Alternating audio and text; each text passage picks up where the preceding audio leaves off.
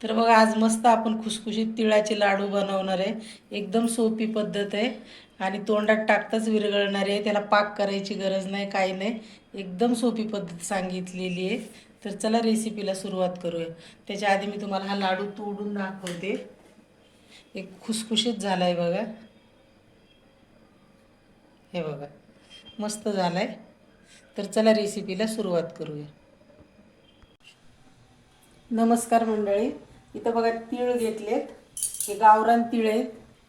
आता याला चांगलं स्वच्छ असं मी चाळून घेतलंय. तर तुम्ही बघू शकता इथं असे बारीक बारीक कण दिसतात. सगळे बारीक कचरा निघतो. काही याच्यात आळे वगैरे असेल तर ते निवडून घ्यायचं स्वच्छ आणि नंतर भाजून घ्यायचं. तर मी इथं भाजायला कढई ठेवलेली आहे. त्या कढईत आपण आता हे तीळ भाजून घेऊ. तर बघा कढईत बसले नाही एकदम, म्हणून मी 2 वेळेस याला चाळून घेतलं आहे चांगलं आणि निवडून घेतले. याच्यात कधी आळी वगैरे असते ना, त्याच्यासाठी चांगलं निवडून घ्यायचं, याला स्वच्छ करून घ्यायचं आणि कढई तापवून घ्यायची. कढई चांगली तापली की गॅस बारीक करायचा, कारण तीळ करपले नाही पाहिजे. तीळ जर करपले तर करपट करपट मग लाडू आपले चांगले नाहीत लागणार. त्याच्यामुळे बारीक गॅसवरच हे चांगले भाजून घ्यायचे. नमस्कार मंडळी. तर बघा इथे हे अर्धा किलो तीळ आहेत.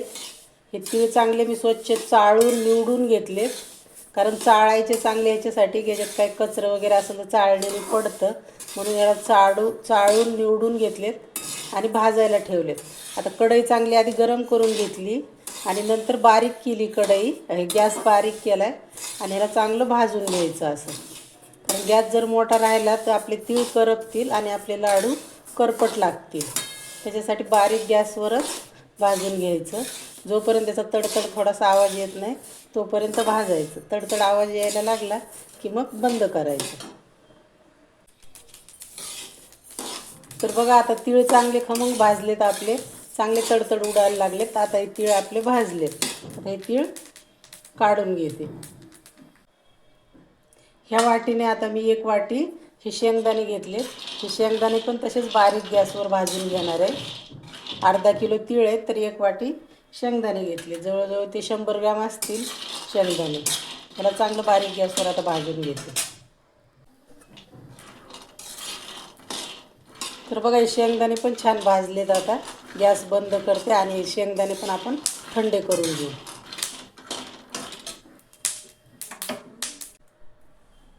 तर बघा अर्धा किलो तीळ आहेत म्हणून बरोबर अर्धा किलोच गूळ घेतला आहे मी आणि 1 वाटी भरून शेंगदाणे घेतले. आता शेंगदाण्याची पण साल काढून घेतली, थंड झालेत.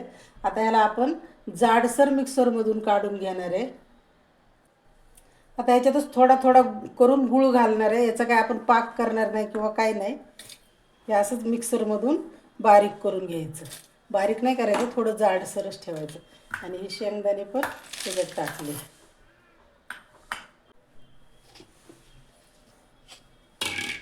तर बघा असं जाडसर काढून घेतले. आता हे एका प्लेटमध्ये काढून घेते आणि राहिलेलं हे पण दुसरं असंच काढून घेऊ.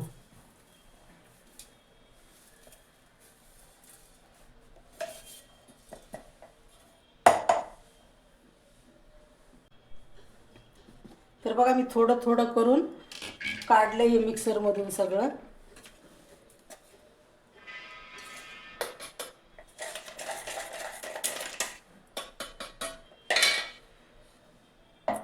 आता इथं थोडेसे तीळ ठेवले होते मी, 2-3 चमचे. हे तीळ भाजलेले ते ह्याच्यात टाकणार आहे.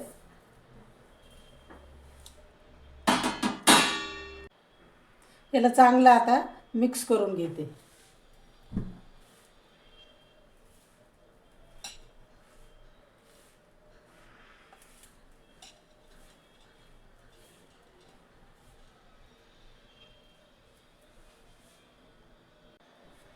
आता इथं 2 चमचे तूप गरम करून घेणार आहे आणि गरम करून ते तूप त्याच्यात टाकायचं. झालं मग. इतकी सोपी रेसिपी आहे. आता हे थोडंसं गरम होतं आहे चांगलं. गरम झालं की त्याच्यात टाकून घेऊ. तर तूप झालं आहे चांगलं गरम. आता गॅस बंद करते आणि हे याच्यावर टाकून देते. हे टाकलं की कसं लगेच लाडू बांधता येतील आपल्याला. आता याला सगळं मिक्स करून घ्यायचं. तूप गरम आहे म्हणून थोडंसं चमच्याने याला खालीवर करायचं, म्हणजे सगळं एकजीव करून घ्यायचं.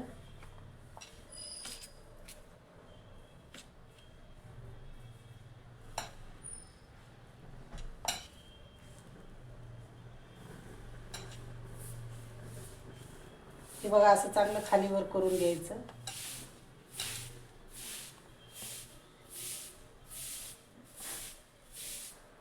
आणि ज्या साईजचे पाहिजे आपल्याला त्या साईजचे लाडू बांधून घ्यायचे. इतके छान होतात ते लाडू आणि एकदम खुसखुशीत. छोटे मोठे तुमच्या आवडीप्रमाणे तुम्ही करू शकता.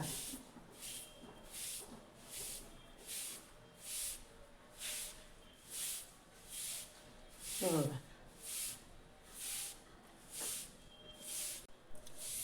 तर बघा मी थोडे मोठ्या साईजचेच बनवते.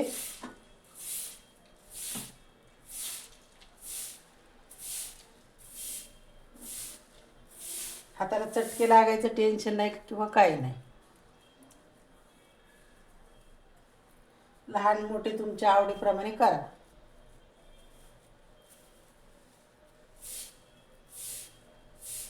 आता हे सगळे असे करून घेते. तर बघा झाले ते लाडू सगळे बनवून.